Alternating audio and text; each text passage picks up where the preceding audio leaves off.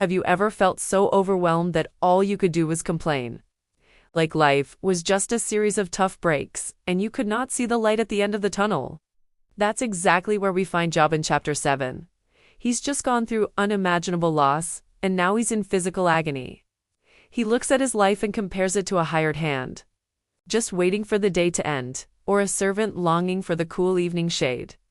He feels like his days are meaningless, spent in pain and ending without any hope. Job is brutally honest with God.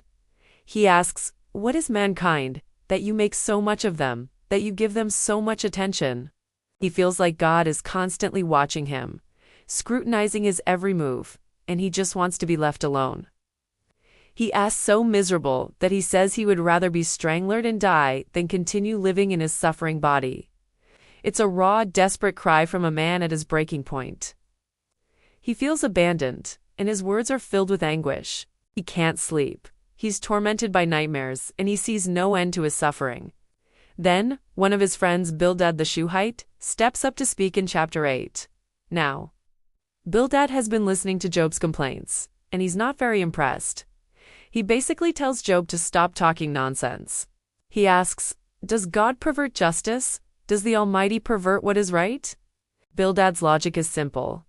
If you and your children sinned against God, you got what you deserved. He believes in a very straightforward cause and effect relationship with God. Good things happen to good people, and bad things happen to bad people. Bildad tells Job that if he would just plead with the Almighty if he were pure and upright, then God would surely restore him and make his righteous dwelling prosperous again. He tells Job to look to the wisdom of their ancestors, saying that they will teach him the truth. He uses nature analogies to make his point. Can papyrus grow tall where there is no marsh? Can reeds thrive without water? Just like those plants wither without water, so do those who forget God. The hope of the godless perishes. Bildad's argument is that the wicked are like a thriving plant that seems strong, its roots wrapping around rocks. But when it's torn from its place, it's as if it was never there. That, he says, is the fate of the wicked, and from the soil, others will grow. He concludes by reassuring Job that God does not reject the blameless or strengthen the hands of evildoers. He promises that if Job is truly blameless, God will once again fill his mouth with laughter and his lips with shouts of joy. So we have this incredible contrast. Job is pouring out his soul, speaking from a place of deep, personal pain and confusion. He's questioning the very nature of his relationship with God. And then comes Bildad, armed with traditional wisdom and a very black and white theology. He offers what he thinks is helpful advice, but it completely misses the mark.